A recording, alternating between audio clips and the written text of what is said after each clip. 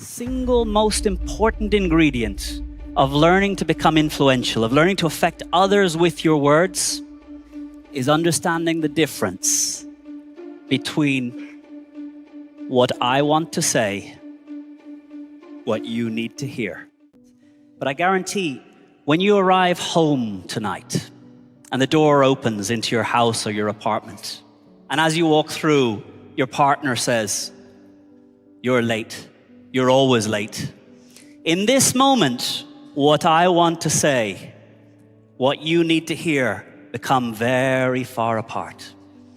And in this moment, you have a choice. But many don't take this choice. The most powerful word that you can learn when you start to feel emotion jump. Because when emotion jumps, intelligence drops. If you feel inside yourself a chute, a Spanish word for a surge in emotion, I want you to practice using the word interesting. You arrive home a few minutes later than you had agreed. You smile because you fought the traffic to get home quick. You open the door. It opens. There's a face there with a bit of a grimace saying, "You're late. You're always late." What are you going to say? Good. You get to work tomorrow. Your boss says, "Where's that report? I thought it was ready." What do you say? Good, you're ready. This word, interesting, gives you time to make a more conscious decision between what I want to say and what you need to hear. There are days you will still decide it's worth it. But there's a few more weekends that we spent in a sense of connection, intimacy, and love. There'll be a few more meetings at work that quickly move on to looking at what do we do? Where do we go from here? How do we use what we've got? We'll become resourceful rather than looking at who screwed up to get us here. So my gift for you is the word interesting, to give you that moment of choice between what I want to say and what you need to hear. We're here to learn how to speak to move people to action. And one of the keys here is your call to action, how you close a speech. There are two ways to close. There's the direct close and the indirect close. In the direct close, you ask specifically for the action you're looking for. Vote for me. Sign on the dotted line. Buy my product. Visit our website. Those are the direct close.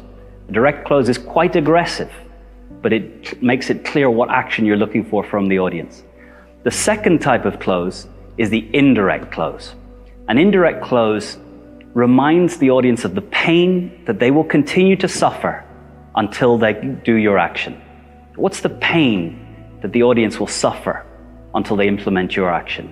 Will they stay late at work every day until they use your new time management technique? Will their children suffer every day when they smoke and that smoke smell reaches them? If they fail to insulate their attic, will they lose 10 euros in energy going out through the roof every day? So direct close, call for the action directly. An indirect close, remind the audience of the pain. What's the pain that's going to go away when they move to the action you're looking for? Those are the only two ways to call to action. And Aristotle tells us we need to connect on three levels if we are to change another person, if we are to reach them with our words, if we are to reach them and allow them to see a new way of seeing the world. Logos, ethos, and pathos. Logos is that my words make sense from your point of view. My argument starts from where you start. My beliefs start from what you believe.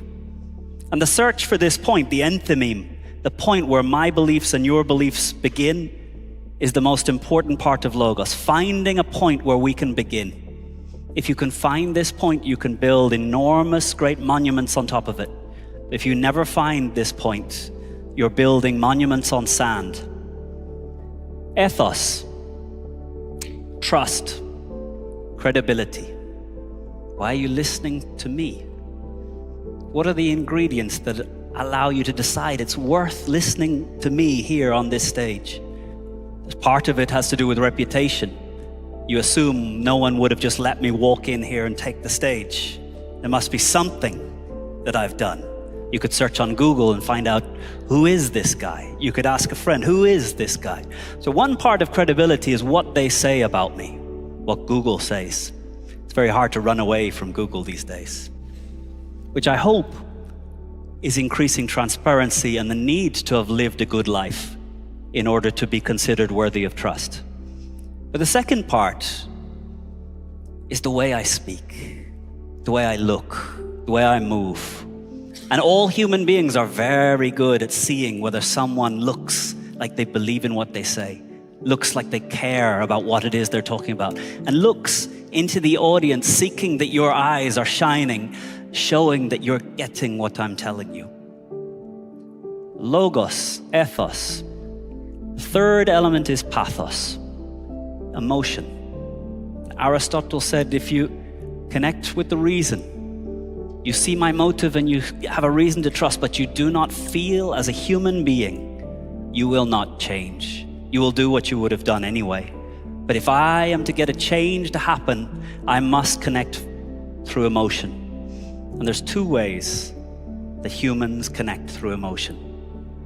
One is story.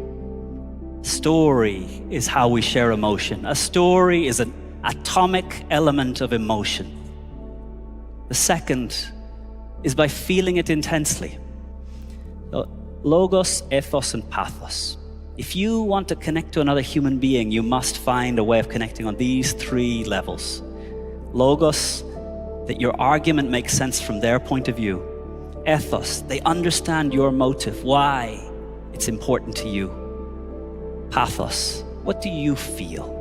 What do you want the other to feel about the messages that are important to you? About why it's good to be a moral leader and not greed-driven. And for the last 10 years, I've been teaching. And I teach how to be persuasive.